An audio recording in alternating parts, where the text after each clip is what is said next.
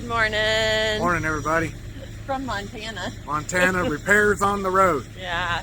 Owner-operator issues. Yeah. So. Well, you know, I was a mechanic, so we can fix some of these things instead of stopping at a shop. And blew a brake canister going down the road yesterday, and limped it into the truck stop here. Ordered a brake canister. They came and delivered it this morning, so we're going to put it on, and you get to watch us. Learn how. Yep. Alrighty. Okay, so yesterday, my drive shift, that's what it's supposed to look like. And this is what it looks like now. Of course, that was our limp mode to get it to the truck stop. I was about 20 miles out. Our ABS light came on inside the truck. I pulled over, got out and inspected, and this is what I found. So we strapped it up, and that's our new one. We're gonna put it on. This is probably what, the fourth or fifth one we've had to replace. Yep. Talked to the guy that delivered us the part, and he said just come and they last about a year. Here's the other side. That way you can kind of see a little bit better. See how it's punched out of there? That plate that you can still see that's got the bolts on it, it's supposed to be connected to that. That spring and pressure plate's supposed to be inside there. Just press this down, and that's just a bag that helps with your brakes. How do we do repairs on the road? Because Mr. Mechanic, we love tools. And this is only a fraction of what we have at home because he used to be a mechanic. But this is what we carry on the truck with us, so we can accomplish about anything that you can. But he'll be digging these out and getting out what we need. He's got them packed in there quite nicely.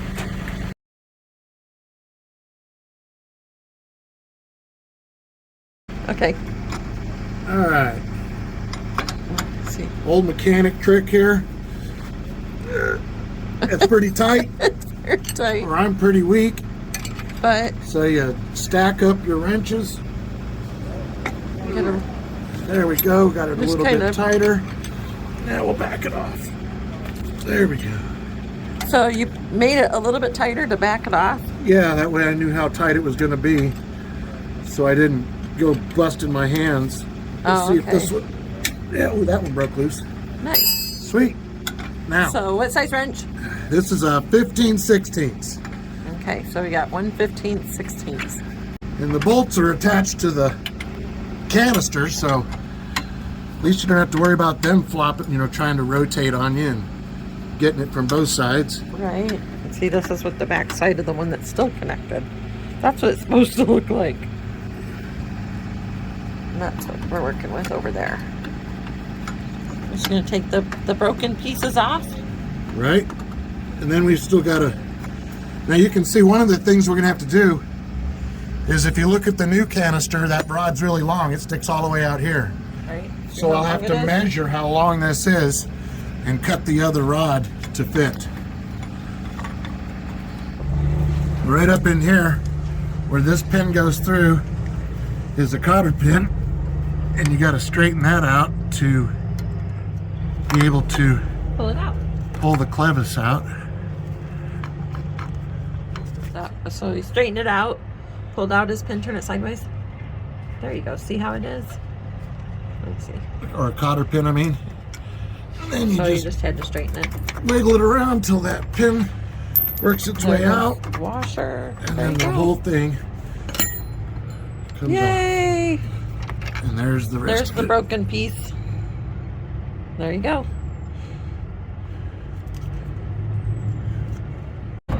So strung it up so it wouldn't drag or drop onto the ground or hit any other components. And that's what it would look like had you not done that. Yeah, if you just kept going down the road.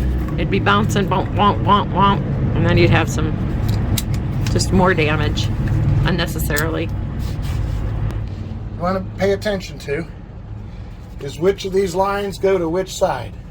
So it makes Because it, this is going to sit up here like this. and it is important. Right. One's your parking brake release, and the other is your service brake apply, which is kind of a release. I'd have to.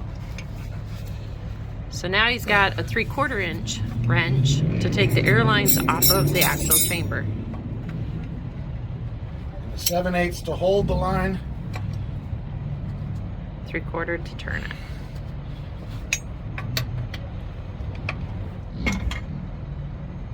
It's turning. There it It's goes. just going to turn that way, and I got to take the fitting out of the inside. Okay. All right, so we got to remember this one goes left. You got both off, but now you've got those fittings in there that you're going to need to transfer into the new one. So you got to take those off. I'll move this out of from under the truck to do it. Right? Much easier. Get a little bit more force. So now the blessing for us, because they've been changed so frequently, it's They're not seized and rusted up real bad. on, so even got a little bit of shine left to them still. One.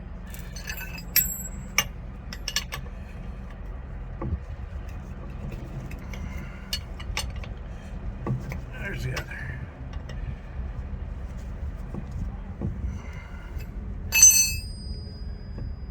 And that was a 3/4 inch wrench used on those. Yep. All right, that's it. That's all that's left of that one. Now the new shiny one. They don't stay shiny very long. No, they sure don't.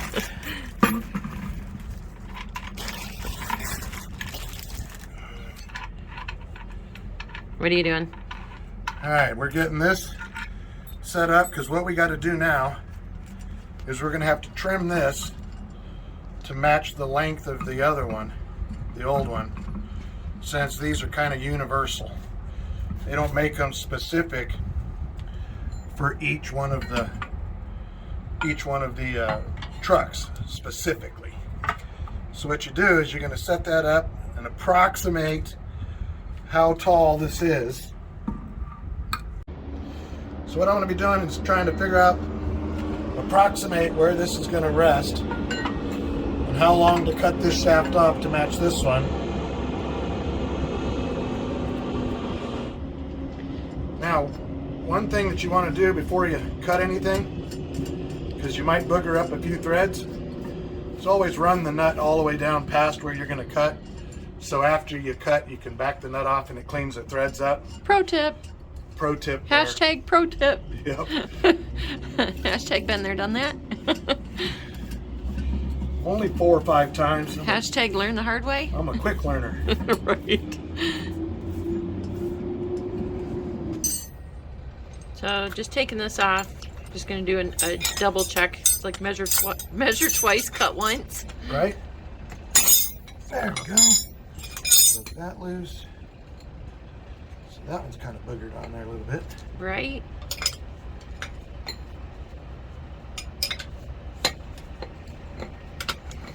Okay, so now one advantage of having a big bunk truck is the generator aboard to give us power. If you didn't have a generator aboard and you still had your grinder tool to cut, you would just go find a plug at one of the buildings. I would at a truck stop. You bet. Just find power somewhere. Anywhere you could find power, or anybody else that had a generator on their truck, like a little tri-pack, anything that you could plug 110 volts to, or they make cordless ones. Yeah. I've got an old one here that's not cordless. From his mechanic days. Yep. Now, OSHA would probably have a problem with this. I'm wearing glasses, but I don't have a shield on this, so. Don't tell OSHA. Yeah, don't tell on me.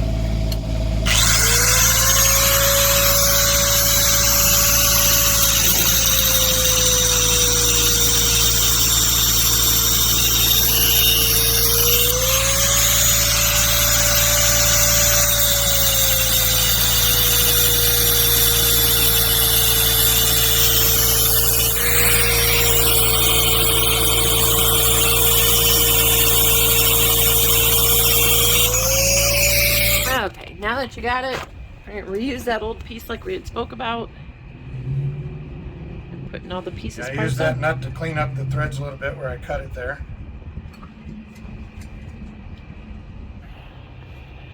So remember those inserts for the lines? Yeah, I should Yeah. probably use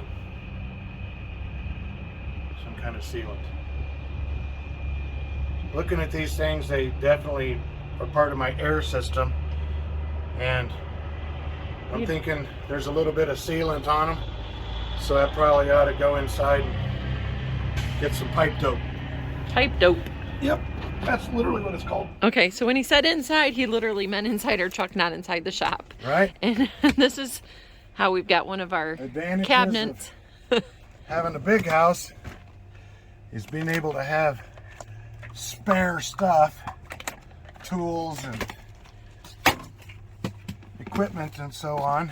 So this is, what do you call this drawer when we're talking about it? Utility drawer. Mechanic drawer, utility drawer. And somewhere in here I have Tube of pipe dope. a tube of pipe dope, and that's literally what it's called. Somewhere. Wait. What'd you find? Did you find it down at the bottom? No, that's not it.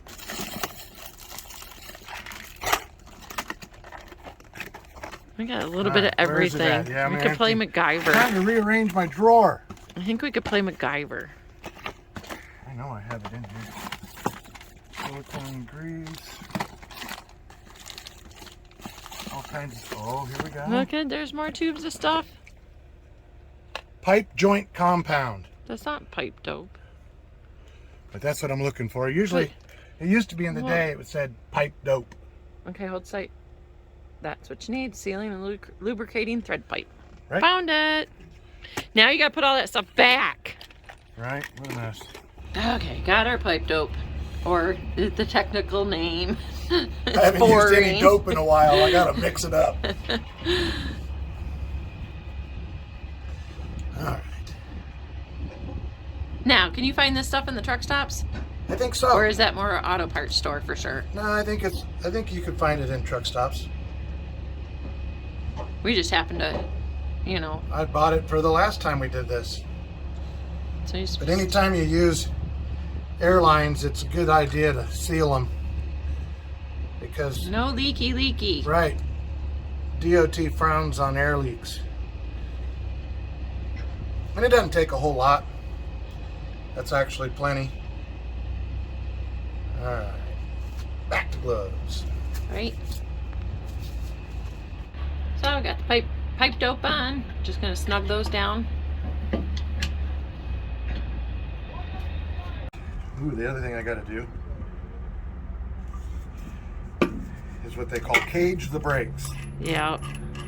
which sucks this all the way up in there. And there's your little tool. Isn't that slick? So They come with it. So when you hear somebody talk about they caged the brakes, depending on how these fail, they can fail in the applied position. Not like this failure, but in other ways they can fail in the applied position, or if you have to move a truck without any air.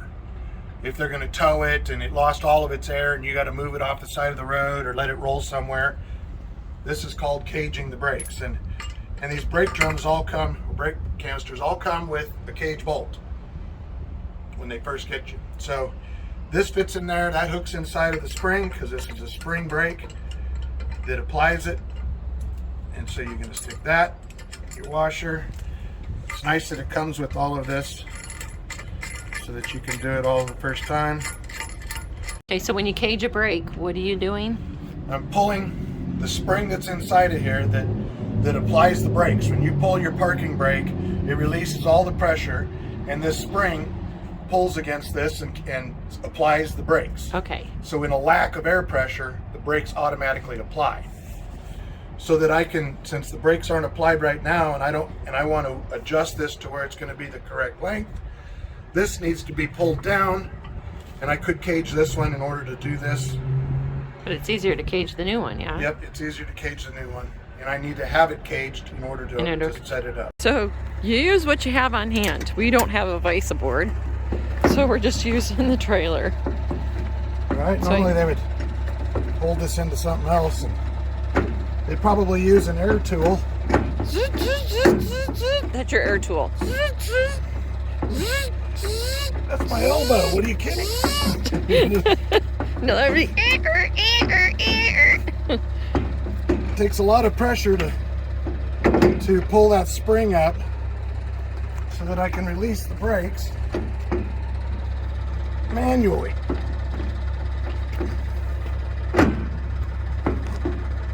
So what do you have right here? That's the Jesus bolt. Why do they call it the Jesus bolt? Because without caging this, if you just take that bolt off and this clamp comes apart, you will meet Jesus. Because it explodes the whole thing. There's a really heavy duty spring in here. Much bigger than that little one that we were messing with earlier. No touchy. Yeah, those Yeah. need to stay attached.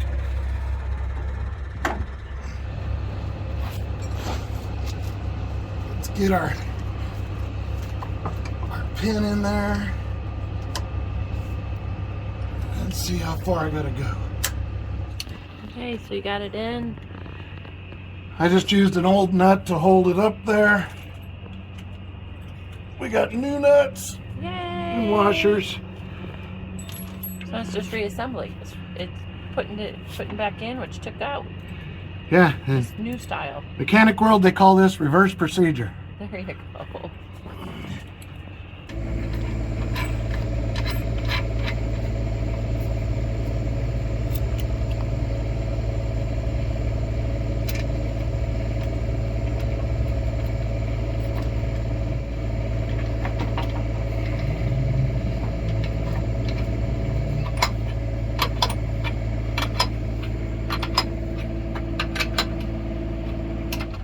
Just reattaching the lines.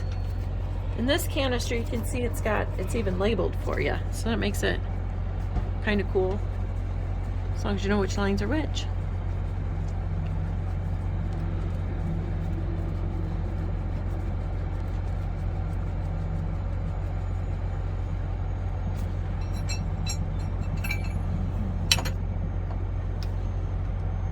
There we go. Now, next up, everything's attached, everything's bolted on, it's secure, and you gotta uncage it.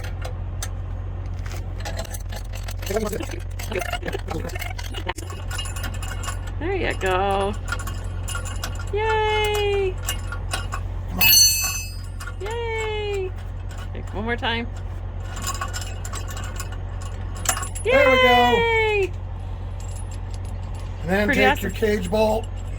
And put it back in its handy dandy carrier so you always have it. Right? That is so Or sick. in your toolbox, whichever way. But they make a little cute spot for it there. Why not use it? right?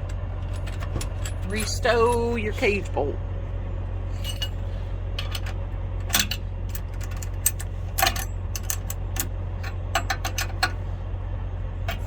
Again.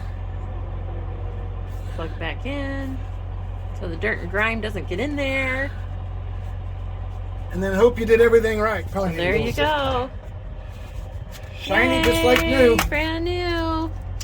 Gonna work really good. Be a good idea if I zip tie that ABS wire up. Yep, we're just gonna tidy up the wires, make them look good.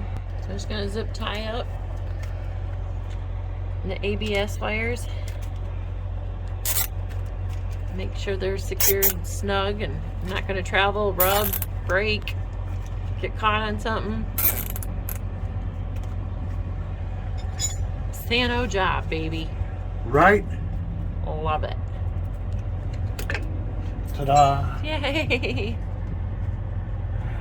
Everything is good. Okay, there you have it. Saved a bunch of money. Yep. Most shops will charge about an hour and a half. Bad. Between an hour and a half, 2 hours to do that. And at somewhere between $150 and $200 an hour. You know, we figure this is about a $350 savings. Yay. The brake canister was $80. And then the rest of it's just time and labor. And no DNA donated today. Right? No scratches, no blood, no DNA. Just some Yay. dirty pants. Yep. Nothing this little soap won't get off. Well, Good that's job, for you. sure. Yeah, not so bad. Any Easy. questions? Comment below. Yeah, let us know. Bye. Bye-bye.